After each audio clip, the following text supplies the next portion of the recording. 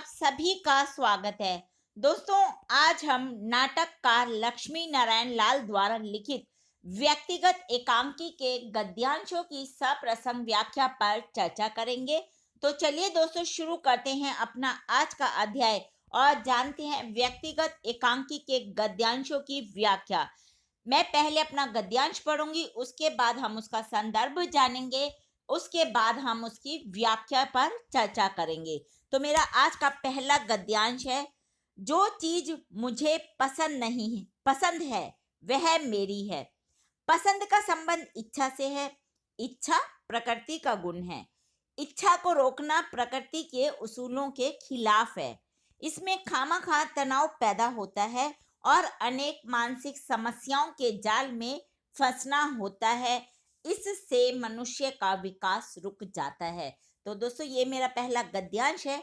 अब हम इसकी संदर्भ या इसके प्रसंग के बारे में जानते हैं। जो अभी मैंने पंक्तियां पढ़ी, यह प्रयोगधर्मी नाटककार लक्ष्मी नारायण लाल द्वारा लिखित व्यक्तिगत एकांकी से ली गई है और इसमें उन्होंने सामाजिक एवं पारिवारिक समस्याओं को उद्घाटित किया है। तो चलिए दोस्तों, अब हम इसकी व्याख्या को भी जान लेते हैं। इस एकांकी में एकांकीकार ने मैं यानी कि मैं अपने लिए के कथनों द्वारा मनुष्य की मानसिकता के भीतर मचे हुए उथल पुथल को स्पष्ट किया है। दोस्तों, मैं यानी कि जो इंसान का मैं है, वो कहता है जो चीज मुझे पसंद है वह मेरी है, अर्थात मैंने उसको प्राप्त कर लिया है। और जो पसंद का संबंध है वो इच्छा से होता है, और इच्छा किसी भी मनुष्य की वो उसकी प्रकृति का गुण है। और उस गुण को रोकने पर यानी कि इच्छाओं की समाप्ति कर देना प्रकृति के प्रति विद्रोह करने जैसा है। और फिर इससे क्या होगा? इससे अनावश्यक तनाव पैदा होगा और इससे मनुष्य को अनेक प्रकार की मानसिक समस्याओं से गुजरना पड़ सकता है। इस प्रकृति से विद्रोह करके जो मनुष्य का विकास है वह वहीं पर समाप्त हो जाएगा, अर्थात इस भौतिकता से परिपूर्ण सोच रखने से हमारी सोचने की प्रवृत्ति संकुचित होकर रह जाएगी, जिससे हमारे विकास करने का पथ भी अवरुद्ध हो जाएगा। इस गद्यांश में लेखक ने मैं के ऊपर बताया है कि मैं किस प्रकार अपनी इच्छा को पूरी करने के लिए कुछ भी कर सकते हैं और ऐसा होना स्वाभाविक भी है। अब हम दोस्तों अपना दूसरा गद्यांश जानते हैं। जाएंगे कहीं नहीं, आखिर जाएंगे कहाँ? हम दोनों इसी तरह चले जाते हैं, फिर वहीं वापस लौटने के लिए। जब शादी हुई थी तब हम ऐसे नहीं थे। शादी के पहले तो बिल्कुल ऐसे नहीं थे। फिर सहसा सुनिए, एक बात बताती हूँ, आप भी सुन लीजिए। यह शादी मैंने नहीं, उन्होंने मुझसे की है। इसमें जो अभी हमने गद्यांश पढ़ा, इसमें लेखक ने पत्नी के आधुनिक होने की और उसकी सोच को किस प्रकार पत्नी दर्शकों के आगे अपने मन की बातें कह रही है। एकांकी के प्रथम, अब इसका प्रसंग जान लेते हैं। एकांकी के प्रथम दृश्य में ही मैं तथा वह यानी कि पति पत्नी, वह के लिए वह शब्द प्रयुक्त किया गया। पति पत्नी के बीच के तनाव की झलक मिल जाती हमें।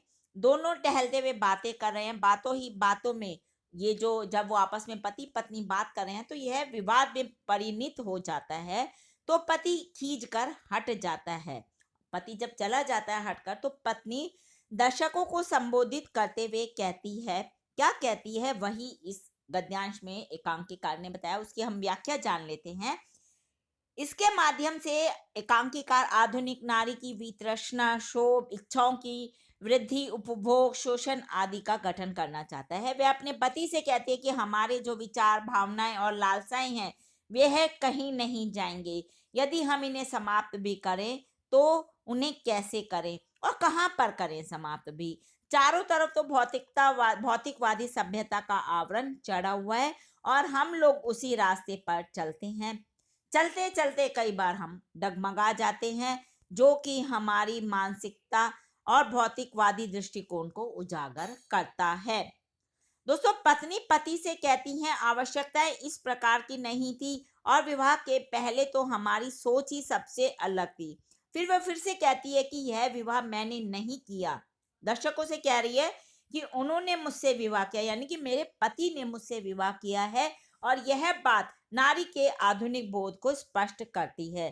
साथ ही साथ दाम्पत्य जीवन में टकराहट का आभास भी यही बात देती है।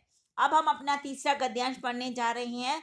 जब कोई अपना विश्वास ही ना हो, चरित्र ही ना हो, तो निजी विचार क्या हो सकता है। एक बात और भी तो है, हमें बचपन से ही यह महसूस होता रहता है कि हमारे निजी विचारों और कामों का कोई महत्व नहीं है, इसलिए हम दूसरे के काम करते हैं, औरों की जिंदगी औरते चलते जाते हैं। दोस्तों, इसका संदर्भ या प्रसंग भी वही लिखना है जो हमने पहले लिखा है। अब हम इसलिए इसकी मैंने यहाँ संदर्भ लिखने की जरूरत नहीं समझी, सीधा हम इसकी व्याख्या पर चर्चा करते हैं। इसमें एकांकीकार कहते हैं कि जब किसी मनुष्य के अंदर अपना ही विश्वास, आत्मविश्वास ना हो, तो उसका जो चरित्र है वो एक तरह से नष्ट ही हो जाता है। उसका किसी और या अपने बारे में क्या विचार हो सकता है फिर ऐसे व्यक्ति का, जिसके अंदर कोई अपने अंदर अपना ही विश्वास या आत्मविश्वास नहीं है। साथ ही साथ एक बात यह भी है कि हमें बचपन से ही यह महसूस होता रहता है कि हमारे जो स्वयं के विचार हैं या जो हम कार्य करते हैं, उनका दूसरों के लिए कोई महत्व नहीं है। इसलिए हम लोग दूसरों के कार्यों को देखकर नकल करके जीवन जीने का प्रयास करते हैं, और ऐसा अधिकतर लोग करते हैं। और हमारे जो स्वयं के विचार हैं, मान्यताएं हैं, वे सब इसी अंधी मानसिकता में दब जाते हैं। और क्या होता है इसका परिणाम?